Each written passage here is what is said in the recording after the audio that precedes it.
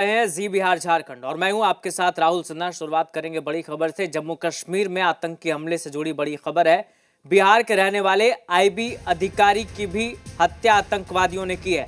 मनीष रंजन की गोली मारकर हत्या कर दी गई। बिहार के रोहतास के रहने वाले थे मनीष रंजन। पत्नी और बच्चों के सामने उन्हें गोली मार दी गई। इंटेलिजेंस ब्यूरो के अधिकारी थे मनीष रंजन। हैदराबाद में तैनात थे। परिवार के साथ छुट्टी पर गए थे पहलगाम और पहलगाम हमले में 26 लोगों की मौत हुई, जिनमें मनीष रंजन भी शामिल है। तो परिवार के साथ छुट्टी मनाने गए थे, लेकिन आतंकवादियों ने इन्हें मौत के घाट उतार दिया। जी मीडिया संवाददाता प्रशांत झा जुड़ गए हमारे साथ फोन लाइन पर। प्रशांत, 25 से ज्यादा पर्यटकों को मौत के घाट कायर आतंकवादियों ने उतार दिया। मनीष रंजन के बारे में क्या जानकारी मिल रही है, क्योंकि उनकी भी हत्या की गई है?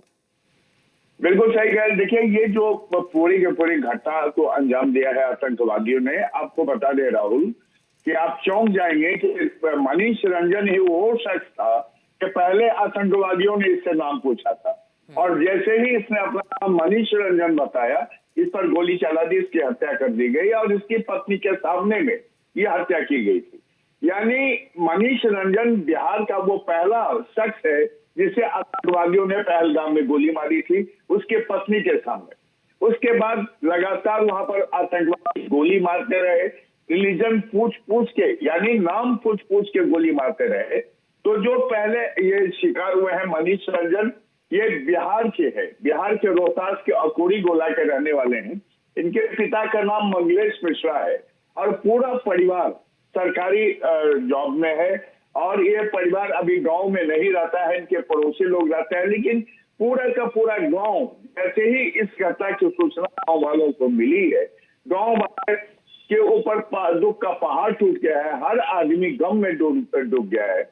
एक बात तो आपको बता दे रहा हूं, तो पूरा बिहार अभी गम में है। एक बेटा नहीं मारा गया है, पूरे देश के इतने सारे लोग मारे गए हैं। जो लोग अपने परिवार के साथ वहां गए थे, उनकी हत्या की गई है। और ये घटना इतनी बड़ी है कि पूरा देश आज हिला हुआ है। अपने आंसुओं का हिसाब मांगना चाहता है पूरा देश।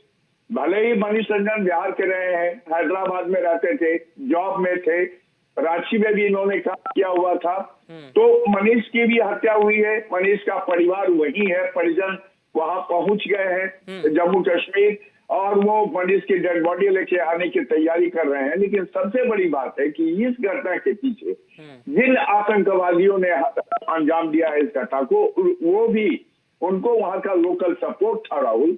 बिल्कुल, बिना लोकल सपोर्ट के इतने बड़े आतंकी वारदात को अंजाम नहीं दिया जा सकता, इससे इनकार नहीं किया जा सकता। सीधे तौर पर प्रशांत, ये हिंदुओं का नरसंहार है। ये बताइए, रोहतास में फिलहाल क्या स्थिति है, क्या कह रहे हैं लोग और अंतिम संस्कार कहाँ होगा, इसको लेकर क्या फिलहाल कोई जानकारी मिली है? देखिए राहुल, अभी ये तो तय नहीं हो पाएगा। पहले पूरा परिवार के लोग अभी पहलगांव पहुंचे हैं, जहां बॉडी है मनीष रंजन की, वहां से बॉडी लाने की तैयारी चल रही है।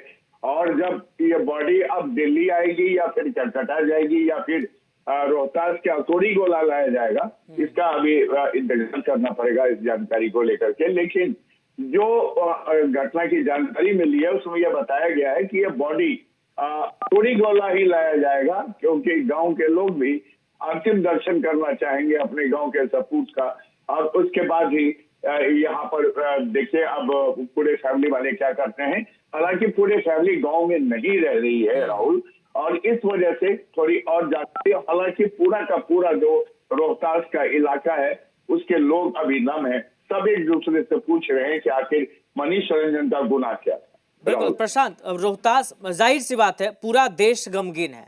पूरे देश के लोगों में आक्रोश है इस घटना के खिलाफ और वो मांग कर रहे हैं आतंकवादियों का इलाज हो। रोहतास के लोग क्या कह रहे हैं फिलहाल, चूंकि भले ही परिवार ना रहता हो वहां, लेकिन रोहतास से चूंकि मनीष रंजन जुड़े हुए हैं, वहीं से हैं, तो वहां के लोग क्या कह रहे हैं फिलहाल?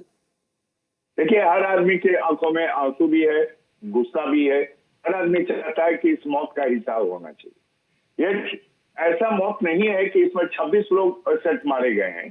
इसमें उन तमाम भरोसे का कत्ल हुआ है जो भरोसा पूरे देश के लोगों को सरकार ने दिया था और कहा था कि आप कश्मीर जा सकते हैं, घूमने जा सकते हैं, कहीं कोई घटना नहीं होगी। लेकिन जिस तरह से ये कायर आतंकवादियों ने धर्म पूछ करके हिंदुओं का नरसंहार किया है, उससे साफ जाहिर होता है कि कहीं न कहीं पूरे देश में फिर से सांप्रदायिक सौहार्द को बिगाड़ने की कोशिश की गई है, ताकि इस देश के हिंदू एक बार फिर से मुस्लिमों के खिलाफ खड़े हो। लेकिन इस देश में सहिष्णुता है। नहीं, और देश जो के हिंदू कभी हैं, वो मुस्लिमों के समझते खिलाफ नहीं खड़े बात। नहीं हुए हैं प्रशांत, और ऐसा होगा भी नहीं। आप बने रहें हमारे साथ, हम लौटेंगे आपके पास। एक बड़ी खबर आ रही है, हम दर्शकों तक पहुंचा देते हैं।